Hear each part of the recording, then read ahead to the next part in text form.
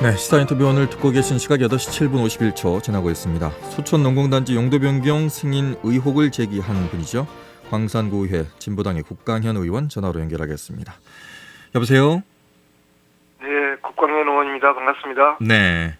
자, 먼저 소촌 농공단지 용도 변경 승인과 관련해서 정리를 좀 해주신다면요.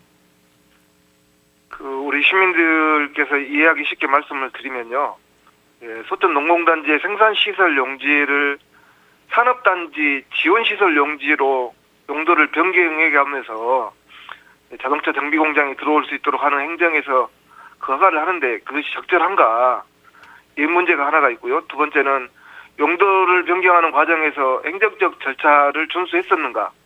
그리고 광주광역시에서 심의하는 과정에서 부적격적인 의견을 냈던 심사위원들 모두 교체가 됐는데 그러면서도 24가지 조건을 달아서 까다롭게 광산구가 판단하도록 최종적으로 의결하도록 넘겨버렸는데 그러면 광산구는 그 24가지의 까다로운 조건이 충족되었다고 판단해서 승인을 했었는가 라는 부분이 쟁점이 있는 거고요.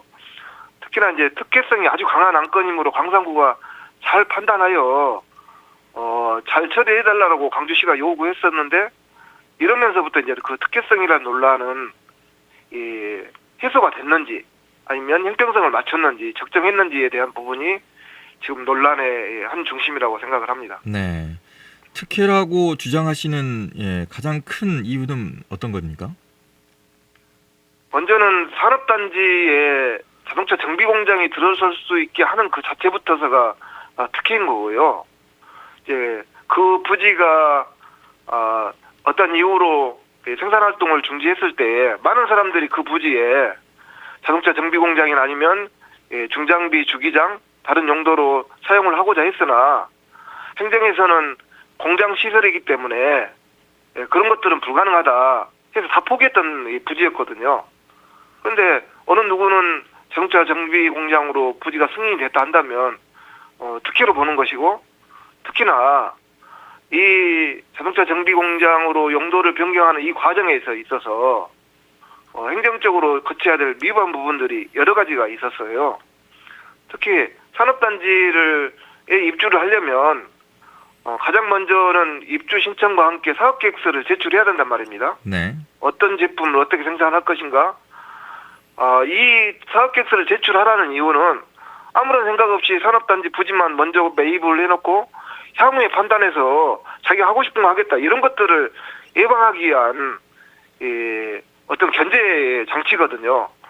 그러나 이것도 하지 않았었고 특히 사업을 한 달, 두 달 하지 않은 게 아니라 3년 동안 아무것도 하지 않고 땅만 유지하고 있었는데 그것을 용도 변경을 해달라고 요청하는 이 민원인의 요구를 받아서 시로 광산구는 용도 변경 신청 승인을 해주시라고 요청하는 이런 과정에서 또한 불가능한 용도 변경의 부지를 용도 변경해달라고 요청하는 이 자체도 특혜 아니냐라는 것이 전문가들 의견이고 이해할 수 없는 내용이다. 특히나 광주시가 심의를 하는 과정에 있어서도 이렇게 용도 변경을 해오는 이 산업단지의 자동차 정비 시설이나 아니면 이렇게 했을 경우에 형평성 논란과 여러 가지 부분이 있기 때문에 특혜성이 아주 강하다.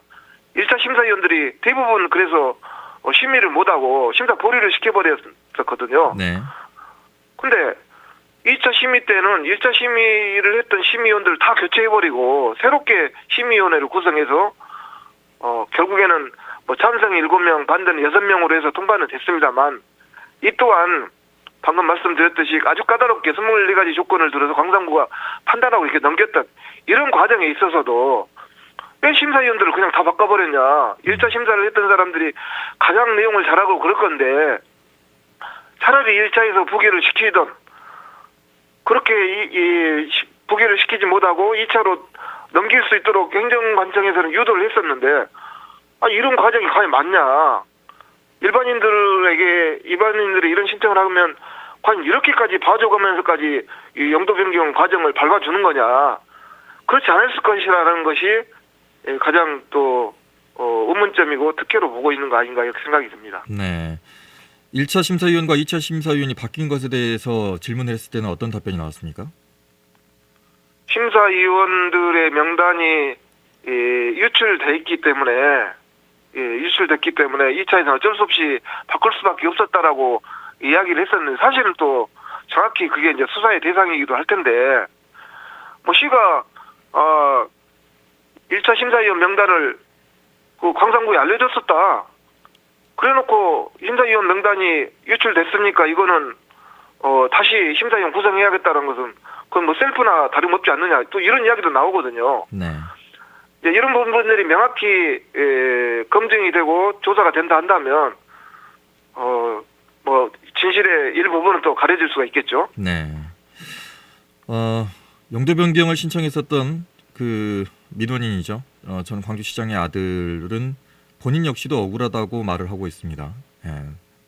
절차에 따라서 준비하는 거 다 준비했고 거기에 따라서 이제 왔을 뿐인데 자꾸 이런 터무니없는 의혹이다. 22억의 수익은 본인이 감정평가도 넣지 않았는데 누가 이런 말을 했는지도 모르겠고 해당 용지는 다른 용도로 쓸 수 있는 게 아니라 자동차 정비업만 할 수 있는 땅으로 이제 묶여 있기 때문에 그거를 다른 용도로 활용할 수도 없다라고 말을 했습니다. 물론 처음에 신청을 했을 때는 특장차 개념으로 신청을 했는데 이게 코로나 이후에 3년이라는 시간이 이제 거기서 나오게 되는데 코로나 이후에 수익성이 안 맞게 됐고 사업도 불투명하게 돼서 용도 변경을 신청한 거다 이렇게 말을 하고 있습니다. 그런 부분은 이해할 수 없는 부분이고요. 네. 산업단지를 입주를 하려면 사업계획서를 제출하고 3개월 안에 어떤 행위를 할 수 있도록 기간을 짧게 줘요. 네. 산업단지를 들어갈 사람이 뭐 아이템이나 아니면 자금이나 이런 계획도 없이 산업단지를 매입하겠냐. 충분한 준비가 된 사람들만이 산업단지를 매입할 수 있기 때문에 그건 이유가 되지 않는다라고 해서 법적으로 3개월 안에 행위를 하게끔 돼 있는 거고 네. 1년 안에 그걸 하지 않으면 그 부지는 해수해서 생산 시설을 할 수 있는 그 희망자에게 다시 또 매각을 하게끔 돼 있거든요. 강하게. 네. 본인은 그게 몰라서 그렇게 했다 한다면 그건 모르는 게 본인의 실수인 거고 그 과실에 따라서 그 부지는 이미 해수가 돼서 다른 사람이 그 부지에 생산활동을 하고 있어야 되는 거죠. 그럼에도 불구하고 본인은 그런 것들을 몰랐기 때문에 자기는 억울하다. 이런 것은 변명에 불과한 것이고 이 과정에 있어서 그럼 행정에서는 뭐 하고 있었냐 이런 부분들을 매뉴얼에 따라서 진행했으면 용도 변경 요청했을 때는 이미 3년이 지나버렸었는데 네. 그 부지는 이미 해수해서 다른 분에게 생산활동 하게 하든지 아니면 법에서 정하고 있는 이행강제금이라고 있습니다. 땅값의 100분의 20 그러니까 19억 뭐 5천만 원에 매입을 했다 한다면 매년 3억 8천만 원씩의 강제 이행금을 부과해서 그냥 갖고 있지 말아라. 다른 시세 차익이 나다는 거 노리지 말아라. 라는 그 강한 규제를 하고 있음에도 불구하고 그런 것들을 하지 않는 상태에서 용도 변경을 요청했으니 누가 이게 정상적인 용도 변경의 과정이고 일반인들은 가능한 일이냐. 본인은 억울하다고 할 수 있겠지만 그 법을 제대로 지키지 않았던 부분은 본인이 감수해야 되는 것이고 행정적인 절차를 이행해야 될 행정기관은 하지 않았기 때문에 그에 대한 책임을 져야 되는 부분이지 않겠냐. 저는 이렇게 주장을 하고 있습니다. 네. 지금 감사원 감사 청구를 했습니다. 공익감사 청구도 하고 있고 이제 결과를 좀 기다려야 되는 건가요? 아니면 이후에 광산구나 광주시가 어떤 다른 입장을 취해야 된다고 생각하십니까? 저는 나중에 결과 나오면 판단하겠습니다라고 하는 광주시장님이나 광산구청장님은 지금의 그 있는 그대로의 사실의 책임을 회피하려고 하는 좀 무책임하지 않느냐 이렇게 생각이 들고요. 이렇게 중대한 사안에 광주 시민들과 광산 구민들께 명예가 실추되고 심려를 끼쳤으면 이런 부분에 있어서 최소한 중간 보고라도 해서 이런 내용들이 이렇게 과정을 겪었었는데 이런 부분을 적절치 못하기 때문에 향후에는 이런 문제가 전혀 발생치 않도록 이번 기회에 원인을 제대로 진상 규명하고 또 원인체 시켜서 재발 방지하는 데 있어서 노력하겠습니다. 끝까지 최선을 다하겠습니다라고 하는 게 입장일 텐데 어떤 이유에서인지 저는 명확히 파악을 못하겠습니다만 부적절한 지금 이 행정에서 진행을 하고 있다 이렇게 보여집니다. 알겠습니다. 여기까지 듣도록 하겠습니다. 말씀 고맙습니다.